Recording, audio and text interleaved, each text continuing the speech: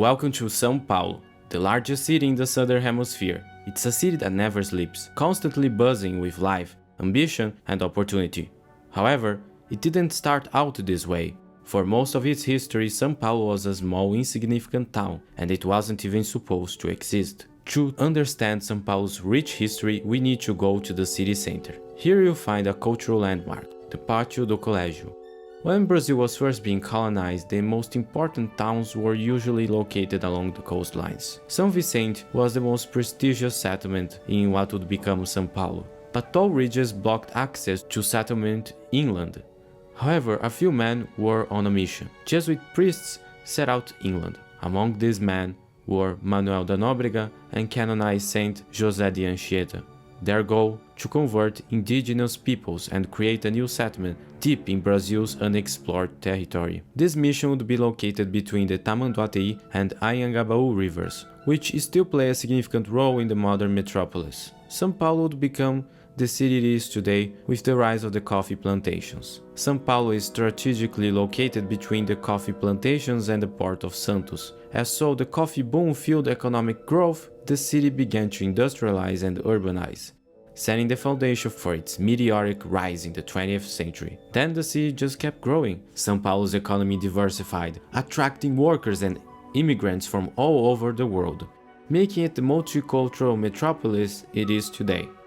Today you can explore the Pátio do Colégio. The current building is a modern reconstruction of this colonial mission, as the original building was abandoned, then rebuilt, and finally demolished by the end of the 19th century. Yet, one wall remains. This wall is not only a demonstration of traditional Brazilian architecture, but a monument to this historic corner of the city. To truly understand São Paulo, we need to explore the Triângulo Histórico. For a while, São Paulo was just a small town, and we can still see some remnants of that in the city's map. One side, we have the Anhangabaú River, and on the other, the Tamanduateí River. Then, we have three landmark churches: São Bento, a Benedictine monastery, Sé, the main church in the city, and the São Francisco Monastery. So let's explore this amazing city and uncover its secrets. Located near the São Bento Monastery, we can find some of the best examples of neoclassical and Art Deco architecture. One of these buildings is the Martinelli. Can you believe this used to be the tallest building in the city? But not for long. In this corner we also find the Altinho Arantes building, nicknamed the Farol. This Art Deco masterpiece features an impressive lobby, as it used to be the headquarters of an important bank. Today it hosts many exhibits and has a nice observatory on top to admire the views of this amazing city. Two important houses are also located near the Pátio do Colégio: Solar da Marquesa de Santos and Casa da Imagem. Today, the Solar da Marquesa de Santos stands as a museum, offering visitors a glimpse into the opulent life of São Paulo's aristocracy during the Empire. Located next to Solar da Marquesa de Santos is the Casa da Imagem, another cultural gem that helps us understand São Paulo's transformation from a colonial outpost to a sprawling metropolis. It is a rare relic of the city's colonial past, nestled amidst the modern skyscrapers that now define the city's skyline. Then the most impressive landmark is the Sé Cathedral. This neo-Gothic church is the heart of the city, figuratively and literally. At the edge of the old town sits perhaps the most well-known district in the city, Liberdade. Known for its rich Japanese heritage, Liberdade is home to unique shopping and dining venues celebrating Brazilian Japanese migrants. Their story poetically reflects that of the city. In the early 1920s, many Japanese started migrating to Brazil. They arrived at the port of Santos, and over time most of them moved towards São Paulo, following the same steps as the early missionaries. The waves of Italian, Japanese, Portuguese and Middle Eastern immigrants who arrived in the late 19th and early 20th centuries would define the cultural landscape of what we know as São Paulo. As always, it wasn't easy.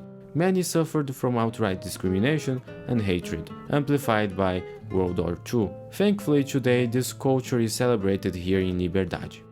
While Liberdade is best known for its vibrant Japanese community, it holds a much older and often overlooked history, one of São Paulo's ancient early African heritage. This neighborhood was once a burial ground for enslaved Africans during the colonial period. This hidden layer of Liberdade's history is a reminder of the city's deep and diverse roots. Today, this rich Afro-Brazilian heritage can be celebrated. This small church serves as a lonely reminder of Liberdade's forgotten past. Beyond the Anhangabaú Valley sits what was known as the New Center, at least in the 1920s. República is a neighborhood of contrast. The Municipal Theater is a landmark of classical eclectic architecture. You may also find some Art Deco and mid-century modernism exemplified by the Metropole Gallery, Copan, and other notable examples such as the Edifício Italia. Together, these architectural marvels, from the eclectic elegance of the Municipal Theater to the bold modernism of Copan and Edifício Italia, tell the story of São Paulo's evolution, a city that's constantly reinventing itself, blending the old with the new, and embracing the future while preserving its past. These buildings stand as a testament to São Paulo's unique blend of history and modernity, a city where tradition meets the cutting edge. Traveling to São Paulo is traveling to the financial heart of South America, and the perfect place for that is Paulista Avenue. Today, Avenida Paulista stands not only as a symbol of wealth, but also as the financial center of Latin America. This wide avenue, which was once home to coffee barons, now houses corporate headquarters, banks, and international institutions. But these wide avenues tells the story of a forgotten past. Paulista was once envisioned as a neoclassical paradise for those living here. Back in the day, most of these lots used to be houses. Only a few of these remain, such as Casa das Rosas, designed and built by famed Paulista architect Ramos de Azevedo, in a French Beaux Arts style. The house is a living reminder of the life that used to be on Paulista Avenue, a time of coffee barons and aristocrats.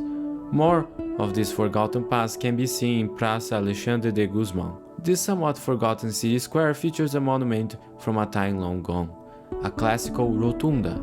This architectural form features a circular design and is influenced by Roman architecture, particularly as articulated by Vitruvius. This rotunda stands as a testament to a different time in the city's history. Across the street sits perhaps the most important museum in the city, MASP. MASP is not famous just because of its collection, but rather because of its unique architecture. Contrasting with the rest of the buildings on this avenue, MASP features an open square, protected by the building itself. This creates a fantastic vistas of the valleys and cityscape beyond. Inside you encounter every type of art you can imagine. Notice how the frames are held instead of walls. MASP features a genius and simple support for the canvas, a large marble stone and a piece of glass, creating that sense of openness. And there is nothing like seeing a painting backwards. This idea came to be from the architect Lina Bolbardi. But São Paulo is a city that still innovates. One of the greatest examples of this is its metro system, perhaps the most sophisticated in the Americas. It stretches far and wide and allows for easy connections wherever you go. São Paulo's metro stands as a true testament to how American cities can have good public transit. One of the most emblematic museums in the city is Ipiranga. The museum serves as an architectural monument to Brazil's independence, which took place near the Ipiranga Creek, now forgotten by the city, inaccessible to most of its citizens, divided by wide avenues. It was here on September 7th of 1822 that the story goes that the Portuguese heir to the throne, Dom Pedro I, stood near the waters of the Ipiranga, likely as a rest stop. It was at this time that the final decision was made. Brazil would be an independent empire. Independence or death, they shouted. The site of the Ipiranga Creek became forever tied to this bold decision, marking the birth of the Empire of Brazil, free from Portuguese rule. For the next decades, the site of the Ipiranga would remain the same, until it was decided to make for quite an impressive monumental museum, celebrating the birth of Brazil. The Ipiranga Museum features prominent eclectic architecture, with a palace-like typology. The building was always envisioned as a museum and not as a palace for the empire. If you want to see that, consider visiting Rio de Janeiro.